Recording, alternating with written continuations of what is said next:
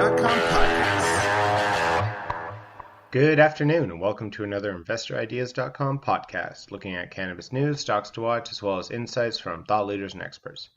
Today we'll be looking at announcements from Cannabis Growth Corporation, trading on the TSX as Weed and the New York Stock Exchange as CGC, Afria Incorporated, trading on the TSX as APH and US OTC as APHQF, Delta 9 Cannabis Incorporated, trading on the TSX Venture as 9, and Organigram Holdings Incorporated, trading on the TS Venture as OGI and the OTCQB as OGRMF.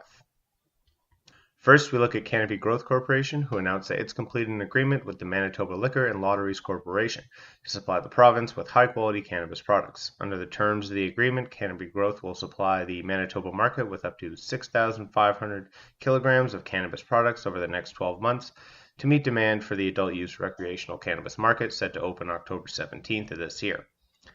Manitobans can look forward to an industry-leading lineup of products from Tweed, the best-known cannabis brand in Canada, as well as partner brands including DNA Genetics and Leafs by Snoop.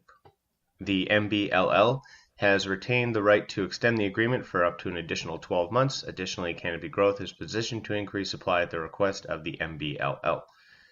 Next, we look at Afria Incorporated, who announced the same thing, that they have also signed a supply agreement with the Manitoba Liquor and Lotteries Corporation to provide a portfolio of high-quality branded cannabis and cannabis derivative products for sale in Manitoba's adult-use market.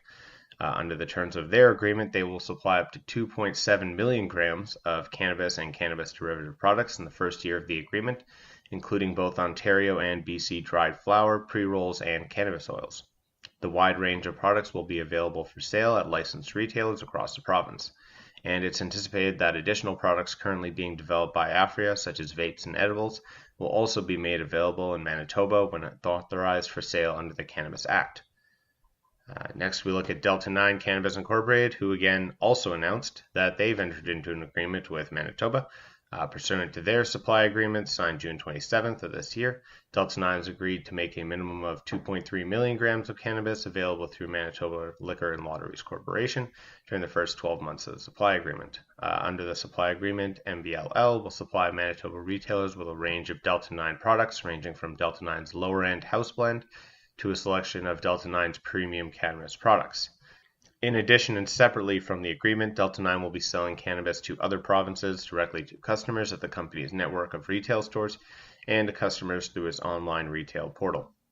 And finally, we look at Organigram Holdings Incorporated, the parent company of Organigram Incorporated, a leading licensed producer of medical marijuana based in Moncton, New Brunswick, who also announced that it's been approved as a supplier of cannabis for the province of Manitoba. Organigram has signed 2 previous memorandums of understanding, including an MOU with the government of New Brunswick, signed in 2017 to supply a minimum of 5 million grams of cannabis a year, worth of estimated retail value of about 40 million to 60 million per year. And earlier this year, the company also signed an MOU with the Prince Edward Island Liquor Control Commission for the distribution of cannabis to the province's adult recreational market. That agreement is estimated to have a retail value of between 8 and 12 million per year. That's all for today's podcast, the main story being the signing of several companies to the Manitoba Liquor and Lotteries Corporation to supply the province with high-quality cannabis products. Podcast is now a certified word trademark on the blockchain through Cobding Incorporated CM certification. If you'd like to be a guest or sponsor on this podcast, please contact InvestorIdeas.com. Investor Ideas reminds all listeners to read our disclaimers and disclosures on the InvestorIdeas.com website, and this podcast is not an endorsement to buy products or services or securities. Investors are reminded all investment involves risk and possible loss of investment.